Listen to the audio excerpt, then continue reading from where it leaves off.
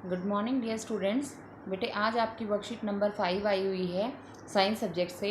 हमारा जो चैप्टर चल रहा है बेटे वो है चैप्टर नंबर 2 भोजन के घटक। इसमें हम कार्बोहाइड्रेट प्रोटीन के बारे में पढ़ चुके हैं। जो आज का आपका टॉपिक दिया हुआ है बेटे वो है वसा। वसा मैं आपको पहले भी बता चुकी हूँ कि वसा हमारे शरीर को ऊर्जा देने का ही काम करता है, जैसे कार्बोहाइड्रेट देता है, लेकिन वसा हमारे शरीर में संचित हो जाती है।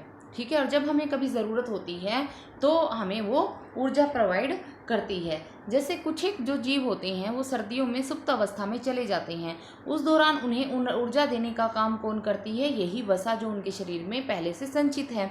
ठीक है, इस तरह के जंतु अक्रियाशील होने पर ही ऊर्जा के स्रोत के रूप में वसा का इस्तेमाल करते हैं। तो इस तरह के किसी एक जीव का नाम आप बता सकते हैं जो आप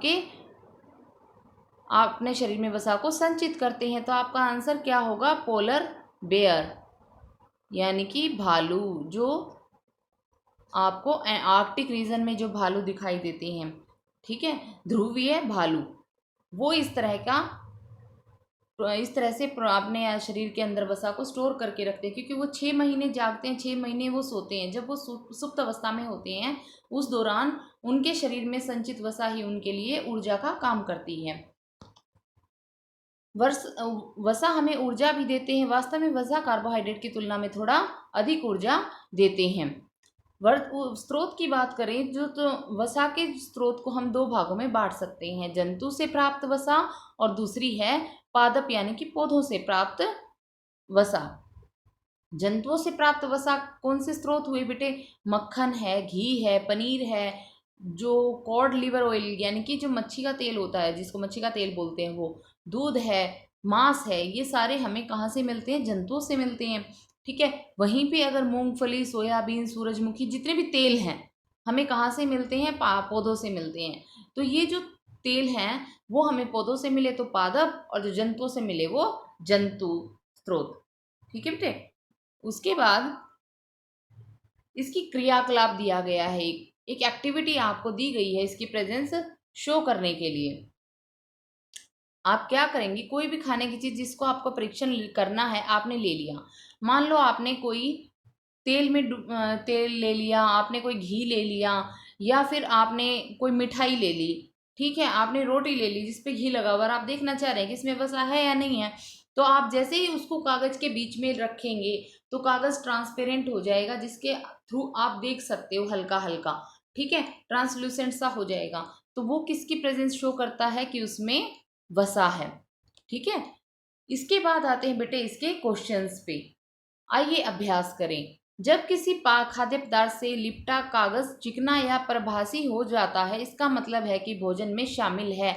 आप इसमें इजीली आंसर कर सकते हैं। अभी हमने एक्टिविटी में ये चीज पढ़ी है कि उसमें क्या प्रेजेंट होगा बेटे? उसमें प्रेजेंट होगी वसा। सादृश्य को पूरा करें। जैसे कि सेम में प्रोटीन होता है तो मक्खन में क्या होगा? आपका आंसर क्या आ जाएगा? वसा। और इंग्लिश वाले बच्चे क्या लिखेंगे यहाँ पे? फैट। ठीक है, उसके बाद जानवरों और पौधों से प्राप्त होने वाले खाद्य वसा प्रत्येक के स्रोत का नाम दीजिए। तो इसका आप आंसर यहां से कर सकते हैं, जो यहाँ पे दिए गए हैं इतने सारे। ठीक है, आप यहाँ से कोई भी लिख सकते हैं, इधर से भी और इधर से भी। अच्छे और बुरे वसा वाले भोजन के प्रत्येक उदाहरण का नाम बताइए। देखिए, वसा 2 तरह की होती है बेटे, एक अच्छी और एक बुरी। अच्छी जो हमें नेचुरल तौर पे मिलती है और हम उसको बिना ज्यादा कुछ उसके साथ छेड़छाड़ किए खा रहे हैं, तो वो हमारा अच्छा सोर्स है। वहीं पे अगर हम उसको फ्राई करके खा लेते हैं, मान लो पकोड़े आप खा रहे हैं, समोसे आप खा रहे हैं, मोमोज खा रहे हैं, तो ये जो चीजें होती हैं, जो तली भुनी चीजें होती हैं, वो जो वसा का सोर्स है, हालांकि वो भी वसा का सोर्स है, लेकिन वो अच्छा सोर्स नहीं माना जाता, क्योंकि उसमें जो उसके फैटी एसिड्स होते हैं उनकी स्ट्रक्चर थोड़ी सी चेंज हो जाती है, तो वो बुरे वाले वसा में तब्दील हो जाते हैं। ठीक है, वसा हमें कार्बोहाइड्रेट से अधिक ऊर्जा देता है। ये आपको बताना है सही है या गलत है। तो इसका आप आंसर कर सकते हैं। आपने अभी अभी पढ़ा है कि वसा हाँ कार्बोहाइड्रेट से अधिक ऊर्जा देते हैं। तो ये आज की आपकी वर्कशीट थी बेटे, होपफुली आपको समझ में आ गई होगी। Thank you very much.